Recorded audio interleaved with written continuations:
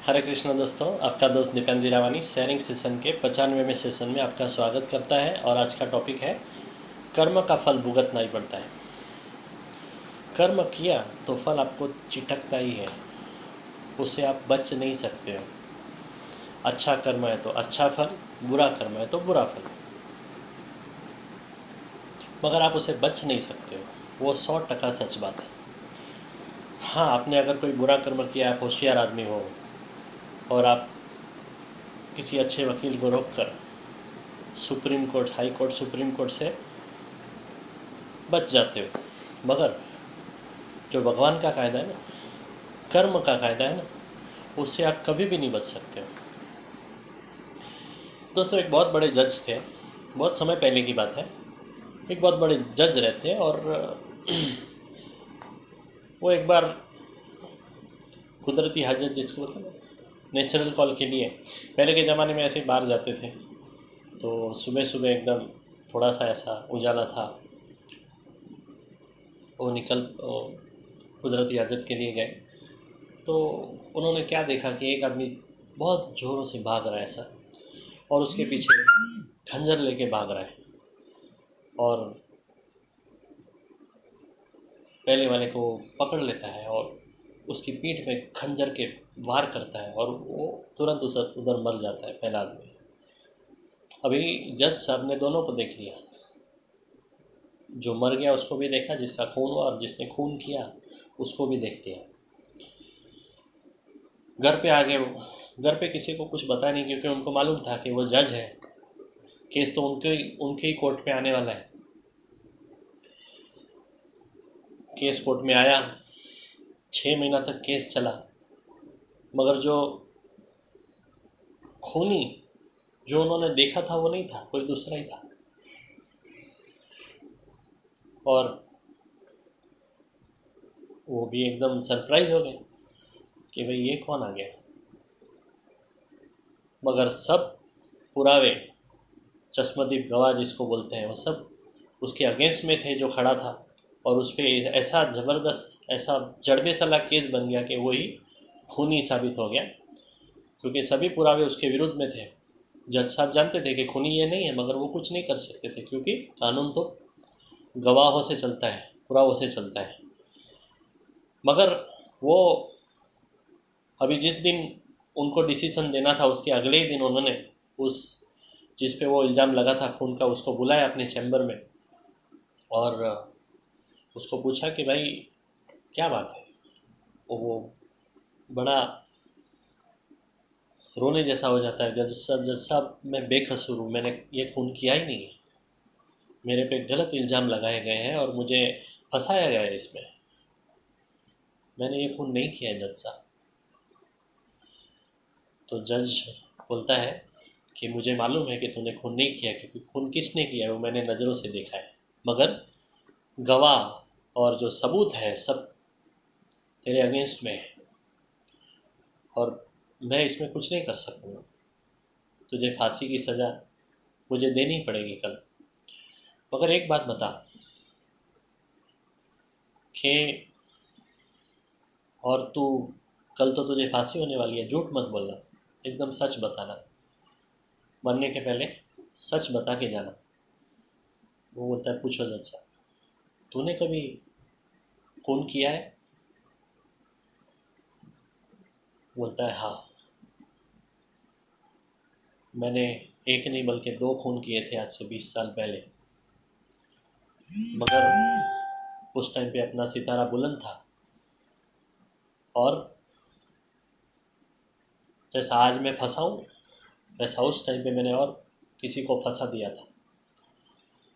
अच्छे वकील रखे, होशियार वकील रखे, और झूठे गवाहों और सबूतों के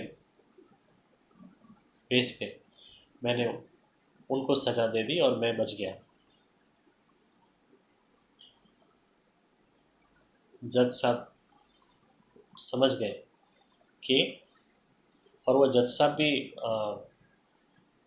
कर्म के कायदे में मानने वाले थे, बहुत होशियार थे, कर्म के कायदे में मानने वाले थे। वो बोलता है, भगवान, मुझे जो डाउट था वही हुआ। तो जो पहले इस बुक के पहले सेशन में हमने देखा था कि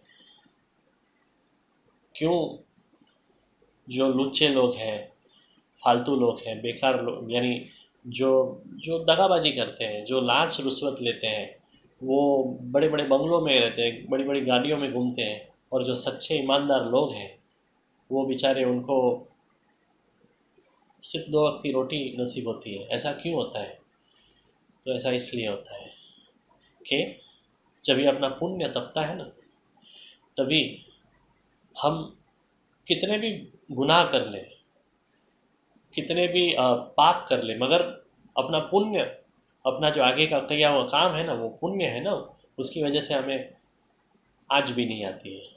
हमारा कोई कुछ नहीं बिगाड़ सकता है। मगर जैसे ही अपना पुण्य खत्म होता है तो हम नंगे बन जाते हैं। बोले तो जो हमारा पाप है सब खुल जाता है। जैसे कि हमने अभी अभी देखा कि 20 साल के बाद उसने खून किया था, उसकी सज़ा उसको 20 साल बाद मिली। जो क्रियमाण कर्म किया था, जो हमने देख रहे थे, हमने देखा सब क्रियमाण कर्म, संचित कर्म, प्रारब्ध कर्म, ये 3 कर्म के जो भाग हैं। क्रियमाण कर्म उसने किया था 20 साल पहले, मगर तभी उसका पुण्य तप रहा था, उसके लिए उसको उस टाइम पे उसकी सज़ा नहीं हुई। वो कर्म उसका संचित में जमा हो गया, और 20 साल के बाद जब उसका पुण्य खत्म हो गया, तभी वो संचित कर्म प्रारब्ध कर्म के रूप से खड़ा हो गया और उसको 20 साल के बाद सज़ा हुई। जिसका उसने कोई गुनाह किया ही नहीं था, उसकी सज़ा उसको मिल गई। ऐसा तो यही है कि भगवान के राज में देर भी नहीं है, अंधेर भी नहीं है। अपना पुण्य कर्म तो बड़े बड़े लोग वही करते हैं ना, कि तलवार की चोरी कर लेते हैं। बड़े बड़े लोग इन द सेंस जो जो पापी लोग हैं, जो बेईमान है, जो लांच रुश्वत करके कैसे भी कर पे धनवान दौलतमंद बन जाते हैं, वो तलवार की चोरी करते हैं और सुई का दान देते हैं। तो वैसा नहीं होता है। कर्म के कायदे में बड़ा स्पष्ट रूल है, उसमें सब्सट्रैक्शन नहीं है, यानी माइनस नहीं होता है, सब ऐड होता है।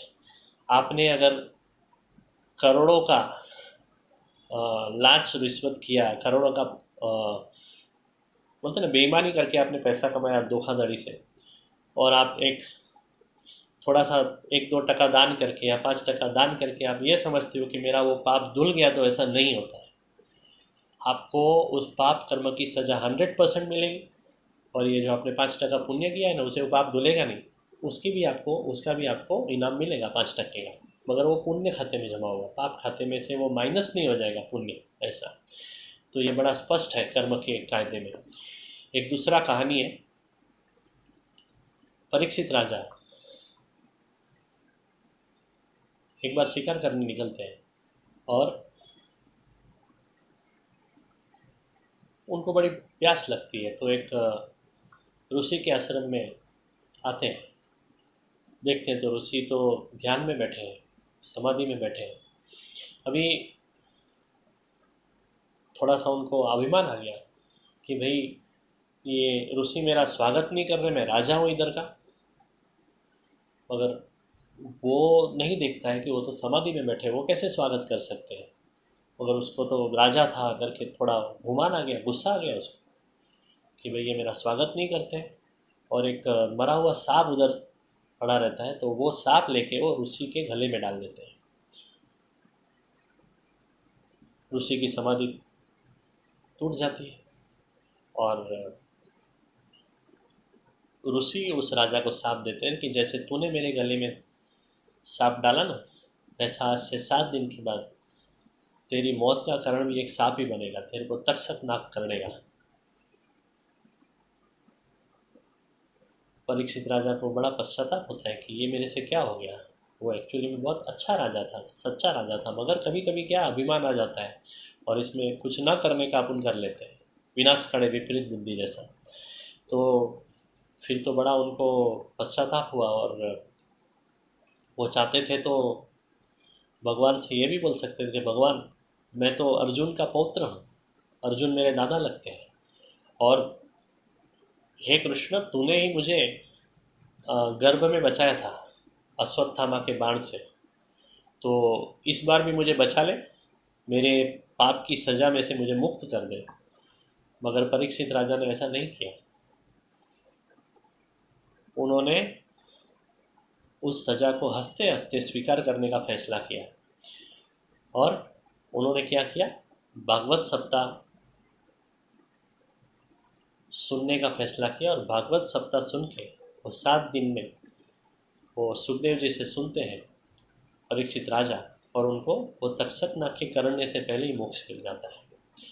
तो प्रारब्ध कर्म की हमें भुगतना ही है, तो क्यों हम रोते रोते उसे भुगते, हंसते हंसते भुगते? जो हमें सज़ा मिलने वाली है तो उसमें से बच तो सकते नहीं, तो रोना क्यों है? हंसते हंसते उस सज़ा को सहन करें। तो दोस्तों बस आज इतना ही। मेन यही है कि कर्म का फल मिलने ही वाला है, अच्छे कर्म का अच्छा फल, बुरे कर्म का बुरा फल। और कर्म में कभी माइनस नहीं होता है। पाप इतना सारा कर लिया तो हम पुण्य करेंगे तो पाप माइनस हो जाएगा, वैसा नहीं होता है। पाप की भी सज़ा मिलेगी, पुण्य का भी आपको इनाम मिलेगा, मगर वो माइनस नहीं होगा। तो दोस्तों आज इतना ही। कल फिर मिलेंगे एक टॉपिक, मैं आपको बता दूं टॉपिक ये रहेगा कल का। टॉपिक का नाम रहेगा कल का, धर्मीने घेर धाड़ अधर्मीने घेर विवाह। जो आज थोड़ा सा हमने उल्लेख किया कि धर्मी के घर, जो धर्म करता है उसके घर पे धाड़ पड़ती है, और जो अधर्म करता है वो जलसा करता है। तो उसके ऊपर बात करेंगे कल ये टॉपिक रहेगा। तो तब तक के लिए गुड नाइट, हरे कृष्णा।